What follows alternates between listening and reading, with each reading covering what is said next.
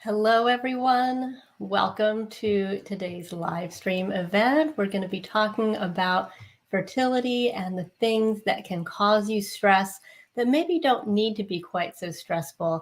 And I'm going to be sharing my perspective as a psychologist specializing in the mind-body connection on how you can navigate these stressors, because we know that stress can have a negative impact on your fertility. So please let me know if you are here with me live. Let's check the chat here. Let me know if this is coming through. I'm not sure if we are reaching everybody live. So let me know if you're watching from YouTube, if you're watching from Facebook. Let me know if this is coming through to you. So what I have in mind today, let me just introduce myself. I'm Dr. Natalie Masson. I'm a psychologist, and I have these programs in my Fertility from the Soul online business where I'm helping to support women who are trying to get pregnant. And we specialize in those who are moving through their 30s and into their 40s and finding all kinds of ways to look beyond the statistics and do everything that we can to help you get pregnant with your own eggs.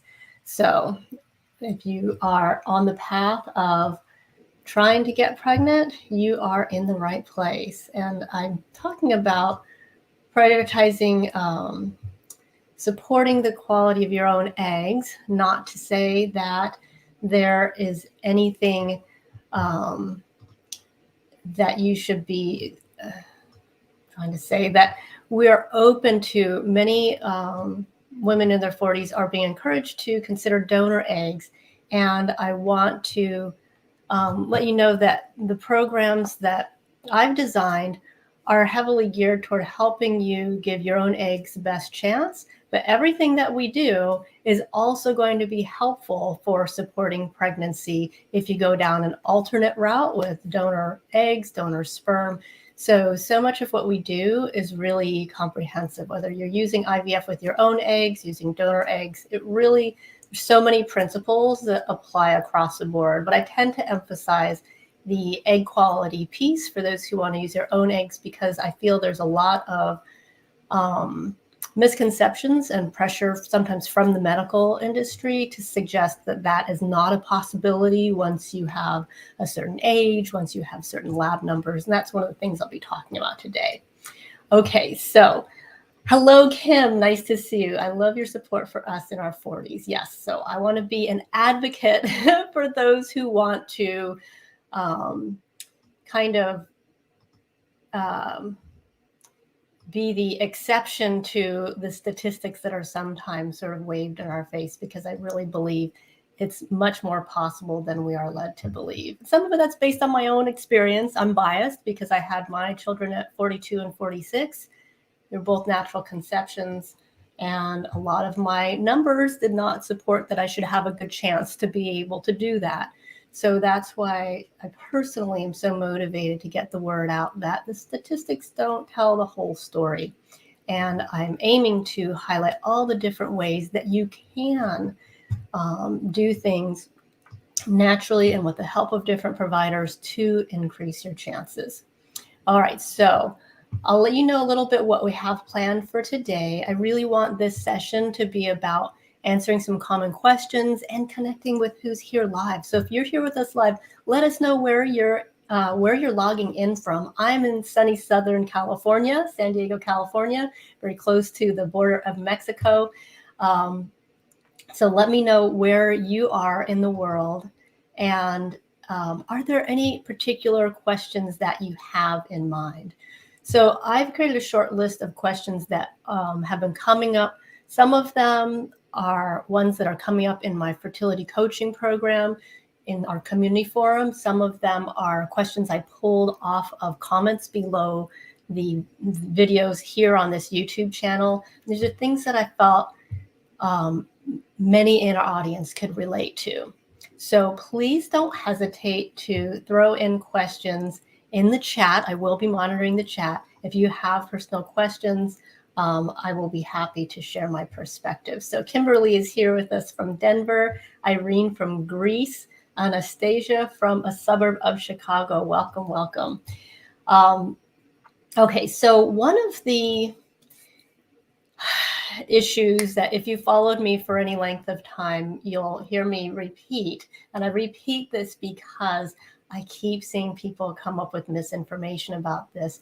And it is, what do we do when we find out that AMH is low? So AMH is one of the many hormone tests that are likely to get run if you say, I'm not getting pregnant yet, I want to see where I am. If you go to your OBGYN or you go to a fertility clinic, they're going to test a number of hormone levels, and AMH, anti-Mullerian hormone, is one of the ones that they generally run as an indicator of something that is a little bit controversial. So the thing that it's often used to describe is how much fertile potential do you have, something in the category of where are you with your egg quality or egg quantity, basically how much time do you have left that you might be fertile. Those are the ways this is interpreted.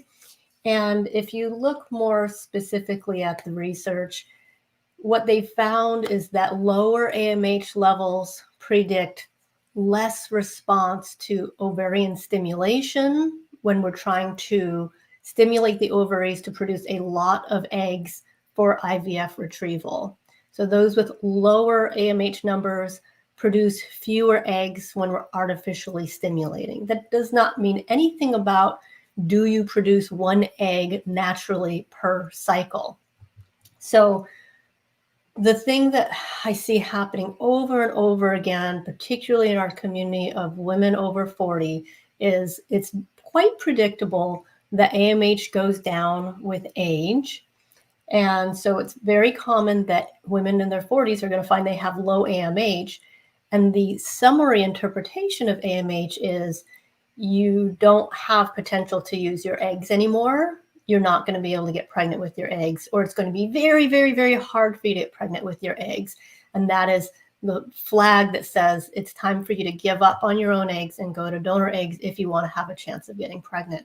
This is the interpretation that I'm hearing all the time. And so when you find out that your AMH is low, the first thing I want to express to you is to acknowledge that this is tapping into a lot of fear about how much time do I have, how much potential do I have, and just take some time to recognize that this feels scary and this is triggering all kinds of fears that you may be having if you've been afraid of running out of time. The second thing I want you to do is to keep it in perspective and be knowledgeable of what AMH really means, and realize that sometimes doctors will jump to conclusions or summarize things in a way that doesn't tell the whole story. So there's a whole lot of this going around where I think some doctors took the short course and summarized and are giving out information that's not really accurate, and it's causing a lot of distress. So the message often goes, well, you're 43, your AMH is blah, blah, blah, blah, blah. Therefore, we won't do IVF with you, and you need to go to donor eggs if you want to have a chance of getting pregnant, because your chances are slim to none that you'll be able to get pregnant. So that is not what the research says. That is not what AMH is about. We're not really exactly sure what all it means beyond you won't get a lot of eggs likely if you do an ovarian stimulation. So keep it in perspective. Recognize that it means very little, especially if you're trying to get pregnant naturally. And even if you're doing IVF, you don't need to do high levels of stimulation necessarily. You can even do what's called natural IVF, which is to just catch the one egg that's naturally coming. Then you don't have to worry about the ovarian stimulation issue. And so I just want to encourage people to scrub that assumption from their brains, because I hear it coming all the time, that low AMH means you're going to have a really hard time getting pregnant, or you won't be able to get pregnant at all with your own eggs. And instead, I'd like you to focus on the things that we do know impact your chances when let's say you're over 40. There are so many things that can have an impact. And I hear women saying, oh, but AMH, maybe it can go up, maybe it can't. I just want to say, Uh, yes, there is some research that shows that it fluctuates from cycle to cycle. But I also want to say, just stop looking at it. Don't worry about it, because I don't think it really means much at all about your chances. And that's because the research doesn't say that they haven't done the research to say that it means you have a much less chance of getting pregnant. And my own personal experience. So I was 45. I was 45 years old. I had my AMH tested 3 times. All 3 times it was very low. And during that year, I got pregnant naturally 3 times with my own eggs. That's what getting pregnant naturally is, with my own eggs. And the 3rd time was a successful pregnancy. The first 2 were miscarriages. So that is one of the reasons I'm such an advocate for making sure people know that don't assume it can't work, but focus on the things that you can influence. For me, I focused on, after the miscarriages, really nourishing myself, getting lots of rest, reducing stress, eating healthfully, things that my body needed. So I have a whole workshop on improving egg quality to help you understand the wide range of things that you can focus on that have nothing to do with what is this particular hormone level saying. So that is the first question I wanted to address, which is, what can you do when you find out your AMH is low? Recognize that sounds scary, and it's understandable to be scared. Keep it in perspective. Know what AMH really means and what it doesn't. And it doesn't mean a lot. And focus on what matters to support your fertility and your egg quality. And there are so many things that you can do that can make a difference. So just keep that in mind. If you haven't had it tested and you're going to go for testing, I do encourage assessment. And I did a live stream a few weeks ago with Dr. Elisa Yao talking about the importance of testing. She says, test, don't guess. I am an advocate for testing. However, just be really careful about how you interpret your tests so that you don't go jumping off a cliff because you heard something means that it's game over, and maybe that's not even what it means at all. So do test, but be knowledgeable, and don't assume that what the doctors are saying your tests mean are accurate. I'm sorry to be the bearer of this news, but doctors have a lot of misinterpretations too, and you want to take the data, hear what your doctor has to say, and then go consult with other people and other sources to find out if that is the only interpretation of that data, or maybe there's another way to look at that. Tanya is here with us. I hope you caught that whole spiel, Tanya, because you were the one that I had in mind when I put this question at the top. What do you do when you find out your AMH is low? Let me know in the chat, Tanya. How are you doing? How are you feeling? Because I know you've been grappling with this topic, and I just want to put a strong message out to you and all the other 40 plus women, age 40 plus women who are likely to get this heart-stopping result that your AMH is very low. I just want to keep pounding my drum and getting that message out there. It's almost guaranteed that that result is going to be low, and it's not bad news. It's almost like when somebody says, I'm 44 years old and I went and got my AMH tested and it was very low. What I hear is, I'm 44 years old and I went and found out that I'm 44 years old. Like, that's how I feel about it. It's like, okay, well, yes, your AMH is low, but it really doesn't mean anything concerning to me. Now, if you're 25 or 30 and your AMH is very low for your age, I'd start to wonder about what is going on with your ovaries that may be out of character for your age. And I would really use that as a flag of something that is out of character, okay? But once you're 35 and up, especially 40 and up, I don't think it's news, because that's pretty much what's happening with all of us. And that's how I ended up getting my AMH tested multiple times. My doctor said that to me exactly. I said, well, I want to get pregnant again. I think that maybe I should get this test done. He said, you're just going to get a low number. And I was poo-pooing him. I was like, oh, what a negative Nelly. I'm going to go get it tested.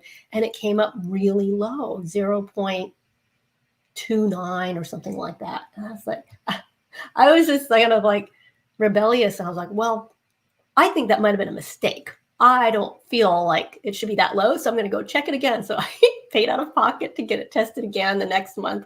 And it came back even lower. It was like 0.059. I was like, okay, well, I guess it's low. And then almost a year later, I tested again after doing a bunch of things to improve my situation, nourish myself. It was 0.099. No significant improvement. And the next month, I got pregnant with a healthy egg. So that is why I want to really assure you that this is not the game changer when you find out that your AMH may be on the low side. Okay, so let me know if you're here live. I'm going to be answering questions that come up with our live audience. I don't have a giant agenda here today. I want to kind of leave space to address what's on your mind. So I'm going to next pull a question that came up just a day or two ago on one of my videos. I don't remember which one it came from, but Kiki said, I am 40 going on 41 in January. My husband had a sperm analysis. Everything looks good, but he has some defective shaped sperm heads. But the doctor said as long as they can swim, they can get you pregnant. I'm healthy and good. I've just been stressed out. I got pregnant September 22nd, but miscarried September 26th. I'm so sorry. I already tested again, and it was a chemical. So got pregnant at the end of September, got pregnant again in October, very short pregnancies. I take several vitamins to boost ovulation and Vitex for lighter AF, that's Ant Flow, code for menstrual flow, so lighter periods, and prenatal vitamins and iron pills. What else can I do to get pregnant faster? My tubes are open and I'm all good. Okay, so Kiki has had some testing done and she's trying to address this from a number of perspectives. And so high five, Kiki, to you and your partner for getting testing done. So you know some of what's going on there. Your tubes are open. The sperm are maybe having some issues, but you are getting pregnant, but you've had short pregnancies. So I would kind of reframe your question, because your question is, what else can I do to get pregnant faster? This is a great example of, let's break down what's happening here logically so that we can ask the questions that are relevant. Now, we all want to get, when you want to have a baby, the main idea is you want to get pregnant as soon as possible, right? You want this to happen soon. So that's generally what we're asking. How can this happen faster? However, I want to share something with you that changes the nature of the question, because you are getting pregnant. You got pregnant 2 cycles in a row. So eggs are being released. You're ovulating fine. Sperm, despite their shape issues or whatever, are getting to the eggs. Implantation is happening-ish. Maybe it's not fully implanting. So we don't need to really worry necessarily about those first pieces. Egg release, sperm finds egg, egg gets to the lining. What's happening next? There may be a problem with maybe progesterone not being sufficient with early losses like that. We call chemical pregnancies, such a weird term. It's just a very short pregnancy of a few days, usually. Wonder about your hormone levels, and if progesterone is high enough, that's something that can be tested. And I also wonder about autoimmune issues. Sometimes with these very short chemical pregnancies, something in the body is rejecting the new growth in your body. So that's something you can look into. More often than not, a pregnancy that doesn't progress is ending because of egg quality issues, could also be sperm quality issues. But as when the women move into their 40s, more often it's quite often it's egg quality issues. So you could do more sperm quality testing, as in the DNA fragmentation test, which is not the common one that's always run, but sometimes DNA fragmentation also leads to difficulty getting pregnant, but also miscarriages. So it's not that expensive. I think it's between $200 and $300. I would be curious to check with that, because if there is an issue with DNA fragmentation, there are things that the guys can do to improve their health and lifestyle that could improve that. So that's a good one to rule out. And then the more likely explanation is egg quality, because 40 and up, that's an ongoing issue where egg quality tends to decline. So when we want to improve egg quality, we're shifting our outlook from in a hurry, how fast can I get pregnant, to actually something different. We're stretching out the timeline and saying, what can I do over the next several months so that my body is nourishing those eggs so that they develop better chromosomal alignment, so that the next egg that gets fertilized is a healthy egg that will be able to develop into a healthy pregnancy. So when you look at the chain of events here and where things might be breaking down, that shifts our focus from getting pregnant faster to actually maybe getting pregnant slower. You may want to take a few months to intentionally not get pregnant, because the process of improving your egg quality is thought to potentially take longer. There's some disagreement about this. Some say that there's a lot you can do in the weeks right before ovulation, but more of the thinking about this is that it could be several months leading up to ovulation that can impact your egg quality. So that would shift my recommendation to you, Kiki, along with the other things that I mentioned to look into, is to look at the things that are zapping energy from your system, because that's robbing your body, your cellular health, of the strength to create good eggs. And you already told us one thing, which is stress. I've just been stressed and I got pregnant. So you're not so stressed that you can't get pregnant, but you might be stressed enough that your egg quality is sort of flagging on you. So that is kind of the direction that I would suggest for you, Kiki, is look at what's happening with stress in your life and see how you can make changes in how you're taking care of yourself, how you're setting boundaries, what you're committing to, and recognize that there's a little bit of a longer game here. It's not necessarily a rush to get pregnant, but taking the time to fortify your eggs so that you can have a healthy pregnancy.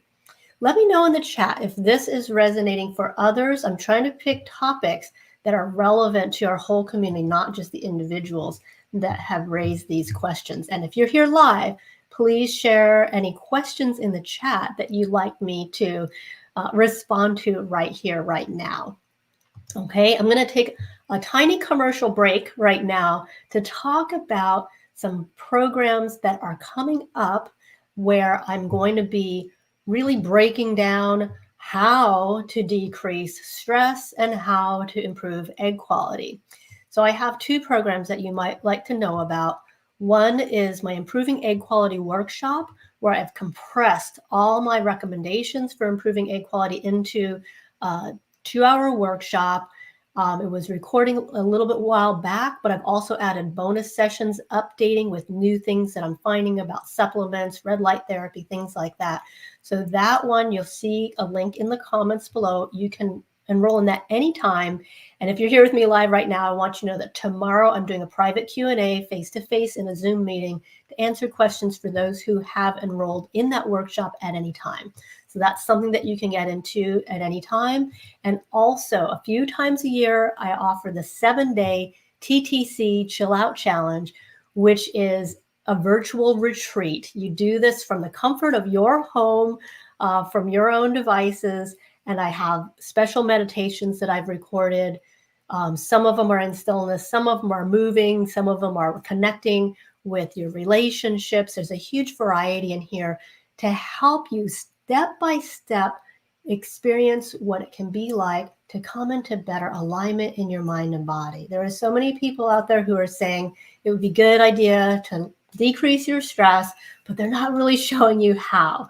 So this is a tried and true program that I've run many times over the last several years, and it's just stunning what impact that can have. If you're here live and you've been through it and you want to share in the chat anything about the 7-day chill out challenge, please don't hesitate to share that in the comments. That's going to be opening for enrollment next week. It's opening October 31st, and we're going to run the program November 7th through 13th. So just keep that on your radar screen. If you are in the market to join a group of other women who are on this path, it's such a beautiful community that forms in a very short time. So supportive and so nourishing to be with others who really get what you're going through. We're going to be doing that in a week and a half. So there's a link to that in the notes below this. You can join the wait list if you're not already on my email list so that you'll get notice when that opens up. So let me know if you have any questions about those events. And I want to get to another question that I pulled up that I think is relevant for many. And also another little side suggestion here, subscribe to this channel if you're not subscribed so that you will see notices pop up of events like these. I'm going to try to make more space in the next 2 weeks to do maybe little short live pieces like this to answer questions as I'm getting the word out about the upcoming events. So subscribe if you want to see notice pop up so you can catch these live sessions. All right, let me know in the comments. Is this helpful? Are you learning anything? I just want to give you lots of perspective and hope about the different things that you can do short of what I see commonly recommended in fertility circles. The most common thing that I see going around is, if you're getting older, you better run to a fertility clinic. Hurry, hurry, don't wait, trip over yourself getting there because you need help.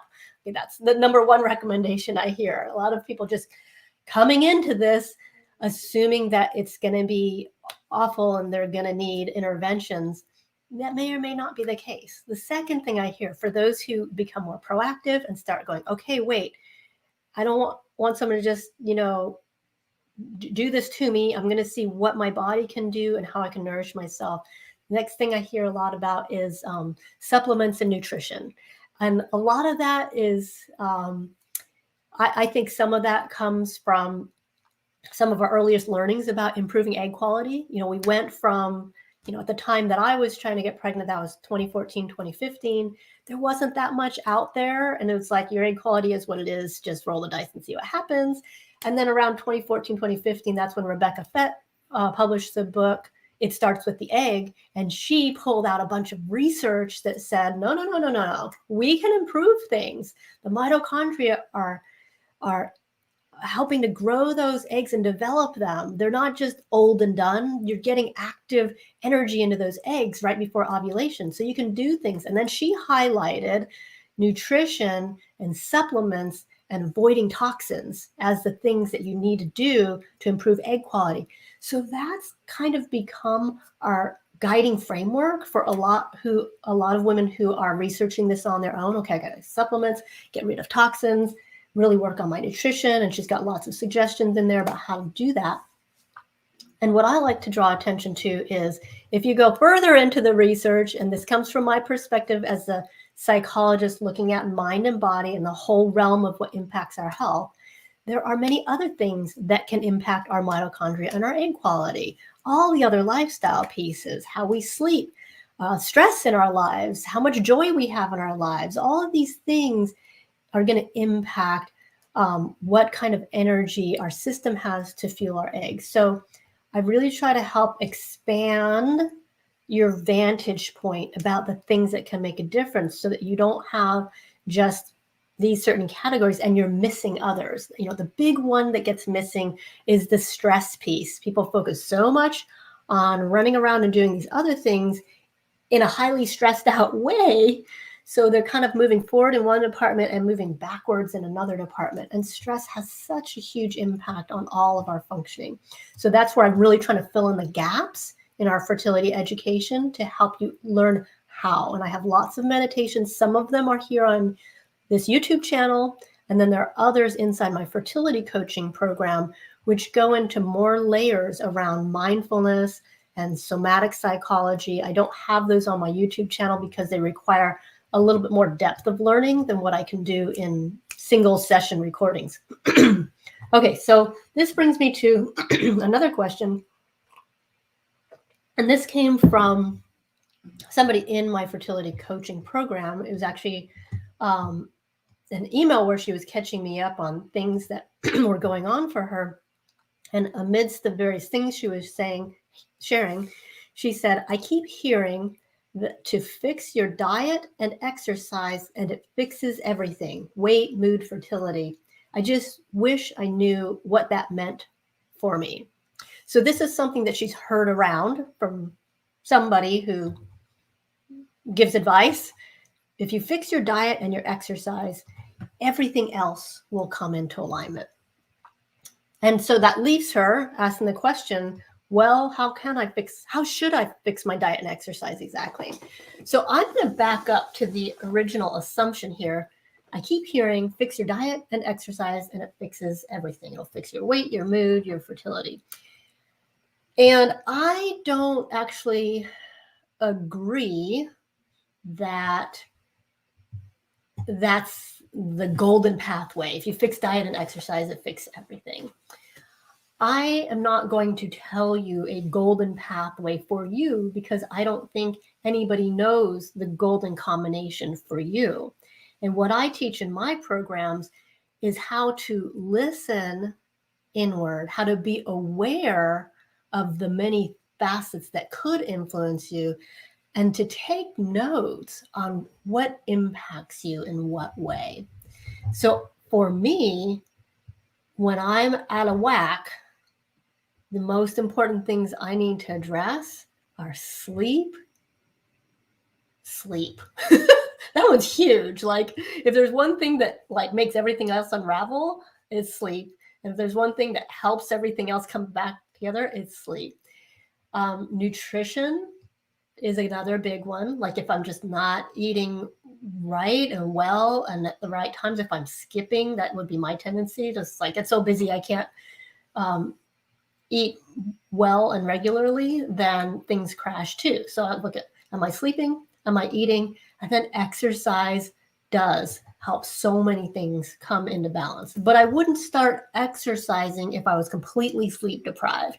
That's me and my body. What works for your system is what I want you to figure out. Maybe the thing that holds everything together is your relationships. And when you're in conflict with your relationships, your sleep goes down, your nutrition goes down, you stop exercising. And if you can have a heart-to-heart with the person that's closest to you and bring that relationship back into harmony, then everything comes back into alignment. Who knows? You know, it's like you are a unique being. And I wouldn't say that for everybody, this is the place you need to start. I would say develop awareness of all the things that can have an impact and then experiment. See what happens when you spend a few weeks focusing on sleep. You know, I have this Aura ring and it gives me feedback on how I'm sleeping. This has been really great monitoring for me so that I see. It's also giving me activity feedback. So, you know, I see the impact my exercise has. I really like having feedback like that. That's biofeedback, so much more readily available these days, which is super great. And start monitoring to see what makes a difference. For some people, it's going to be avoiding dairy and gluten. They have to do an extreme diet, change up everything how they're eating, and then so much changes because they didn't realize that they were having all kinds of allergic reactions to the things they were putting into their body every day. That's not me. I tried avoiding dairy and I just felt more hungry. So pay attention to what has an impact for you. And I would say, don't buy into these blanket suggestions that if you just dial in these, then everything will come into balance.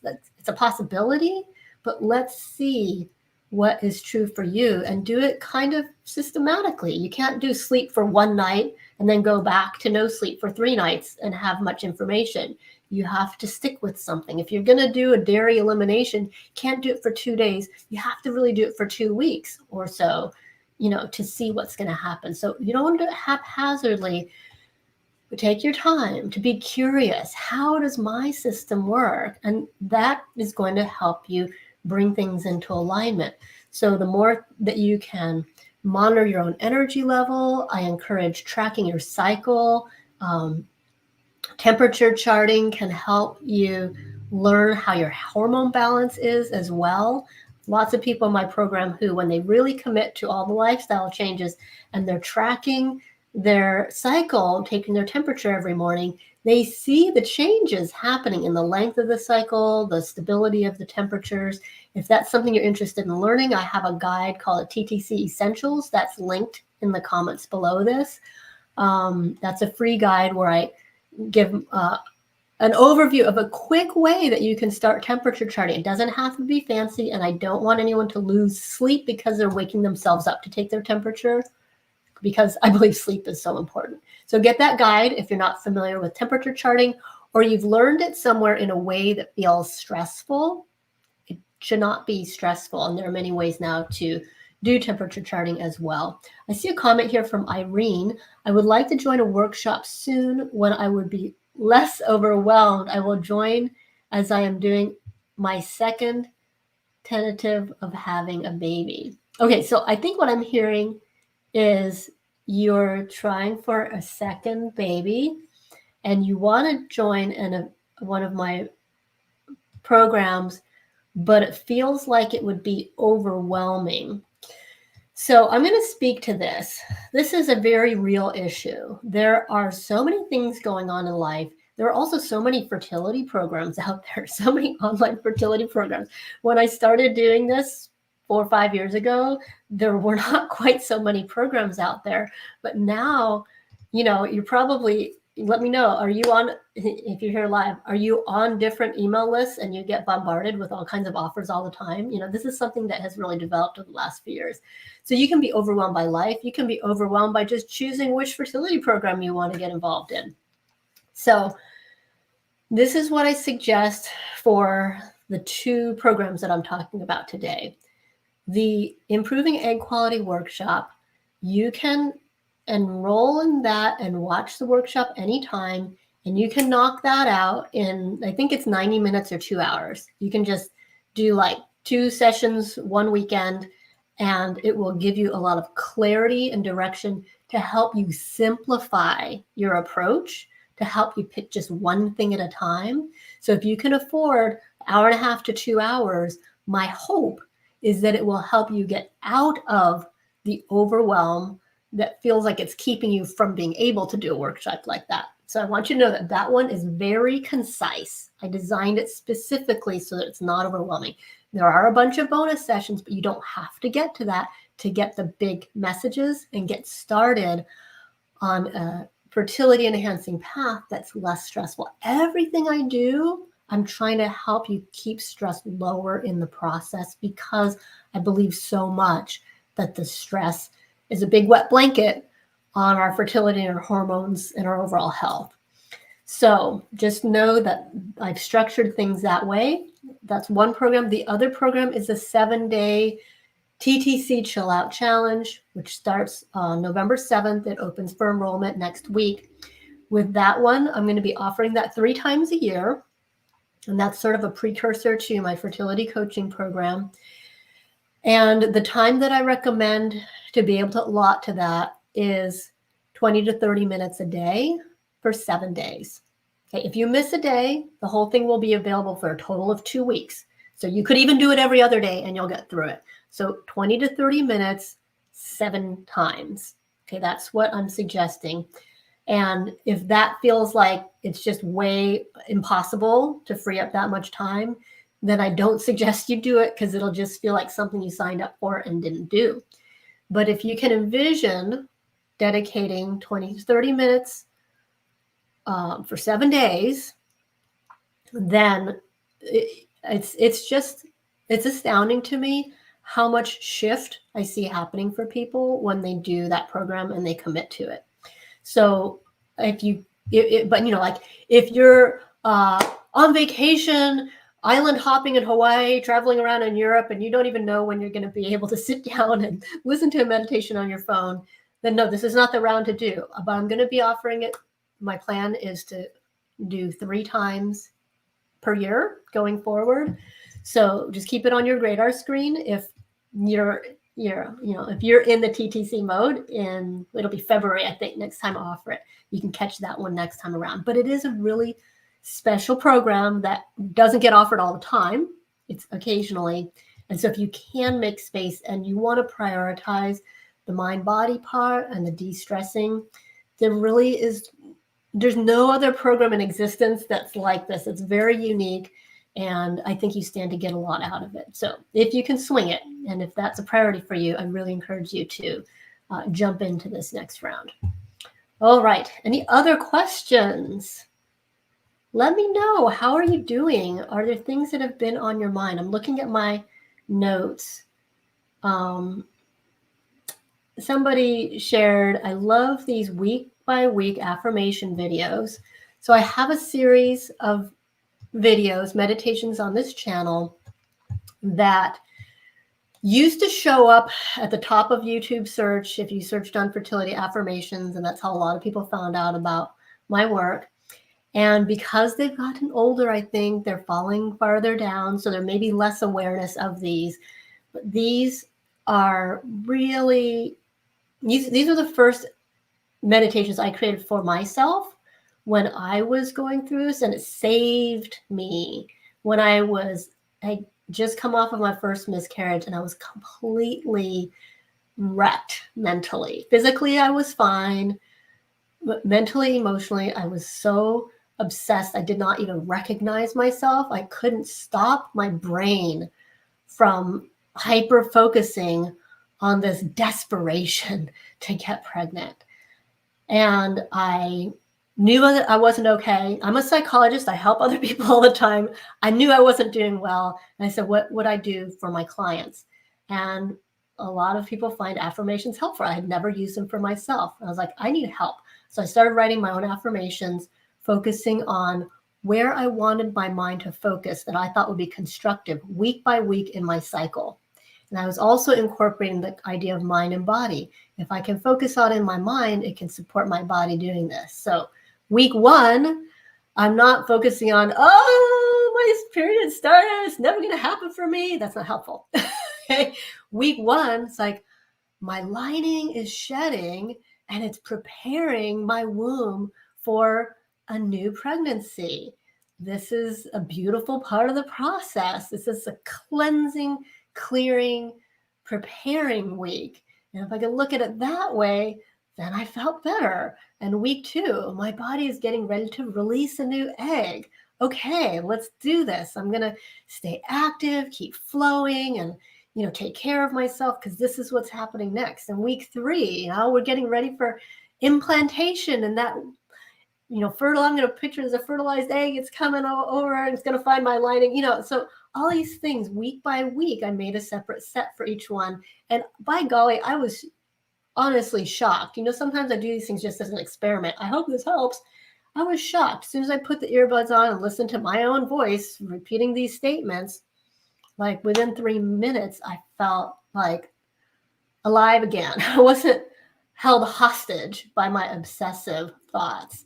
So that's when I decided I needed to share this with others. And when I was on the other side of my own fertility journey, I created this YouTube channel and started recording, I refined those affirmations, put music behind them, and recorded them for others. So if you haven't seen those, please check them out. There's a whole playlist for weekly cycle affirmation sets. Anyway, long diversion. If you can follow the bouncing ball, I was reading a comment. I love these week-by-week affirmation videos. I would love something similar for early pregnancy if you have recommendations, particularly for a repeat loss patient.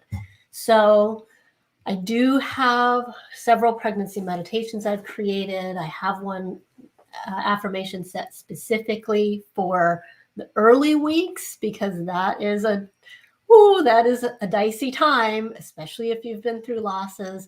And I haven't put them on this YouTube channel yet, but I have them in my members community. So if you get pregnant and you're not already in my members community, just reach out to me. Like, the program isn't fully polished to where I'm promoting it actively, but I want people to know that it's there, so that if you don't mind that we're still under construction, you can know that there are many meditations I've created to support pregnancy. It's just not all nicely packaged and wrapped to where I feel like I'm ready to put it on its own website. But I feel bad because I have it there, but people who have followed me on YouTube and aren't in my coaching community don't even know that they're there, but they are there. I have lots of support through pregnancy. I just haven't really promoted it. Okay. Okay, so Irene is clarifying. She's not trying for second baby, she's trying second pregnancy. I managed to get pregnant in 2020, but unfortunately after 6 months, it was a tragic end. I'm so sorry, Irene. So now I try again, and my goal is to improve the quality of my eggs and reduce stress. Okay, gosh, Irene, my heart goes out to you. That just sounds really devastating. And we actually had somebody in my coaching program a few years ago go through something similar. I think it was about 6 months along when there was a loss, and she was able to recover and go on to have a successful pregnancy about a year later. So I hope that healing is happening for you, and focusing on improving egg quality and reducing stress, I think, is a wonderful place to be focusing. Scrolling up to look at the comments here. Brenda, I need to work on egg quality. I get pregnant so quickly. My problem is keeping it. Okay. Yeah. Yeah. And I think that terminology sometimes, I think you're already on to where you need to focus. But sometimes when people are having repeat losses, they're thinking in terms of how do I make the pregnancy stay in my body? But actually, if it's an egg quality issue, which often it is, the issue is how do I cultivate healthy eggs so that it is a viable pregnancy that can continue? So there can be less focus on hanging on to the pregnancy, but more focus on the pre-work before getting pregnant so that it is a viable pregnancy. And it sounds like that is the path that you're on. Okay, so, and that was what was happening for me too. At some point, I wasn't getting pregnant, and then I was getting pregnant quickly, but it wasn't sustaining, and it was egg quality. In my case, I got testing done with each of my losses and confirmed it was egg quality. So I knew that was where I needed to focus. Okay, Amar says my AMH is 0.3, FSH is 16.88. So I don't know if you were here at the beginning, Amar, but I would not be troubled by the AMH, and the FSH is something that we do see move around a lot when people bring things into alignment. And I take feedback like that. So that's a moderately high FSH level. I take that as really helpful, a really helpful data marker to say, okay, hormones are out of balance right now. And then you can start working on all the different things to bring your hormones into balance. It's all the things, getting sleep, taking care of your nutrition and stress and all these different things that will impact your FSH. And the nice thing with FSH is you can test it. You can do repeat testing. You do that around day 3 of your cycle. And I wouldn't be surprised at all if you did a comprehensive program to improve different health factors if you saw the FSH level come down. Brenda says it's hard to control stress when you have a broken heart from losses. So I hear that. I hear that so strongly, and I encourage focusing on taking time to focus on healing, on grieving. I do have a meditation on this channel, fertility meditation for healing, and really anybody can listen to that. But I created it with those on their fertility pathway who have been through struggles. I created it with them in mind. But we need to keep coming back to give healing attention to those wounds. Brenda says, I know a girl that got pregnant with her AMH at 0.1. Yes, so many. And if you go into a large pregnancy forum on Facebook, and especially over 40, and just ask, who got pregnant with low AMH? You'll see a whole flood of responses. And that is another reason why I really banging the drum about not letting AMH change what you think about your chances. Okay, Amar is also saying PCOS, but periods are regular. Husband's report is... That's interesting, because often with PCOS, AMH is unusually high. So it's interesting that you have that diagnosis. Husband's report is perfect. I want to conceive. Once I conceived with medication, but faced miscarriage. So yeah, conceiving with interventions doesn't necessarily address the egg quality issues. So everything that I'm teaching for egg quality is very relevant, whether you're having assistance to get pregnant or not. Anastasia, love your meditations. Helps me relax, to regulate my breathing. Love your voice. Thank you for that feedback, Anastasia. I appreciate that. Okay, Brenda. Feel for you. I get pregnant each time. Each time I already feel like I'm going to lose again. This is horrible. Your thoughts are your enemy. I just had my 5th miscarriage this Saturday. Brenda, you are in a really tough place. I'm so sorry. And I'm glad you're here with us.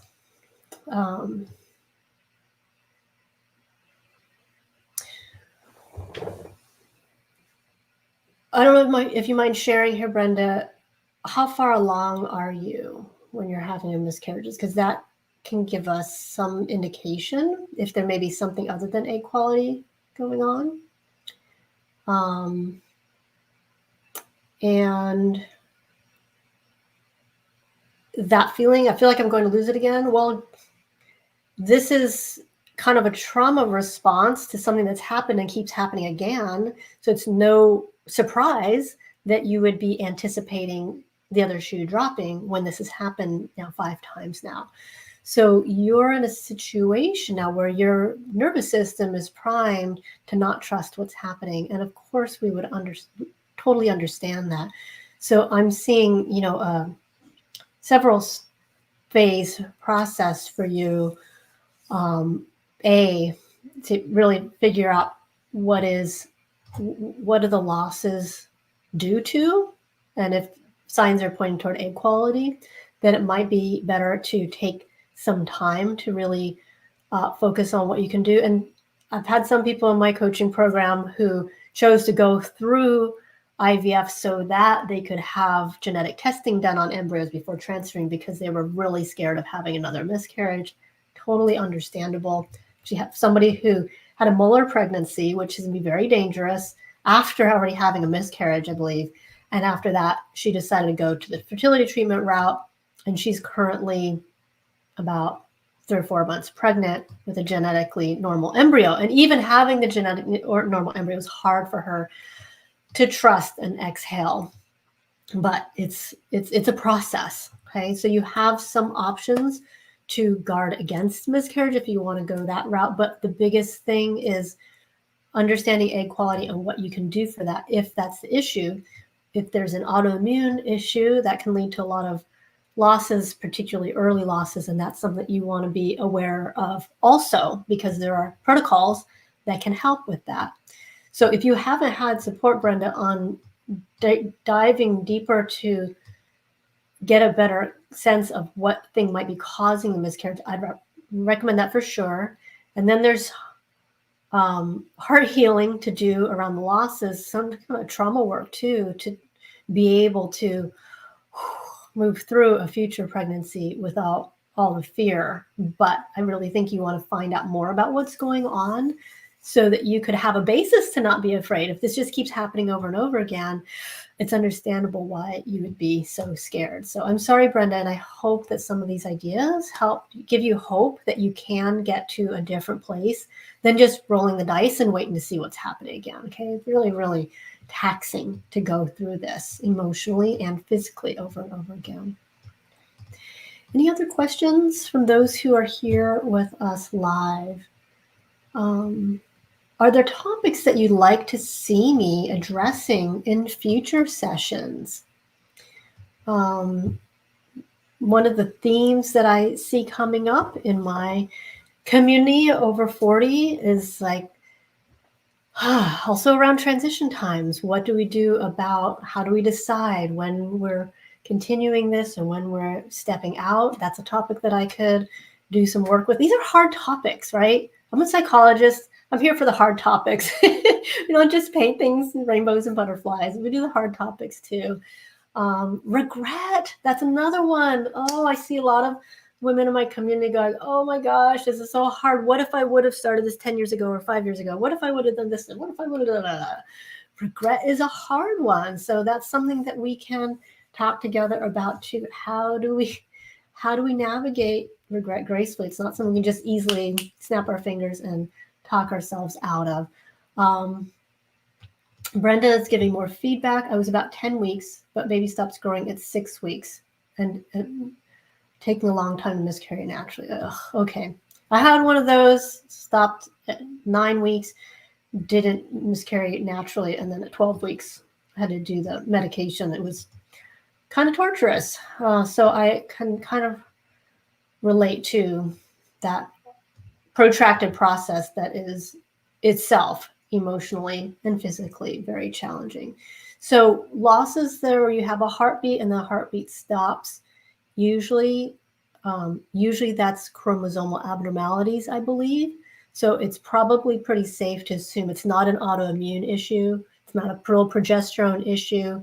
There may be other things that could cause this. Got to kind of comb through the list of things, but I think most likely that is egg quality. So I would encourage you to really learn what you can do on the whole range of possibilities. Take time for healing. I know that's hard, but I know for me, after a few miscarriages, I needed some time to step away and nourish myself. I wasn't giving up, but I was giving myself more time to heal so that I could come back stronger. Okay. So it's been a pleasure to hang out with those of you who are here live, and I imagine many more will watch on the replay. I want to encourage you all to don't give up on your dreams. This is a little placard that I found at a Goodwill store when I was first starting to venture into establishing an online business. And my daughter saw this and she said, "This is for you, Mom. Never give up," because it's not easy to kick off a new venture. But it was my dream to be able to reach people far and wide with some of the messages that I felt were missing from this whole fertility community. And I take this message to mean not that you need to be attached to a one vision of how your dreams can manifest, but I don't want you to ever give up on the vision of your life being full, complete, and satisfying. Sometimes we do have to be flexible about the specific implementation of, what's going to come into our life path to create that feeling of fulfillment, satisfaction. But you don't ever have to give up on a vision of feeling whole, of feeling complete, and feeling blessed in your life. Sometimes it takes ingenuity and flexibility and opening our minds to a whole range of possibilities. But if you're feeling that you've been on this path and it's like sucking your life energy out of you, I want to give you a strong message that you can be on this path and you can feel differently about all of this. And you can find many pathways that are going to be nourishing and uplifting to you. And that is one of the big things I work on in all of my fertility programs is we're going to give it our all on the path that we're on, and we're going to broaden the range of ways that we can feel whole and strong and vibrant in our lives. So with that, I'm going to sign off and thank everybody who is here live participating in the conversation. And please feel free to add comments at any time. I read all the comments, even though I don't manage to get back to all of them, but I'm taking them in, and that's all feeding into the future sessions and programs that I create in the times ahead. So thank you for being here, and I wish you all the best.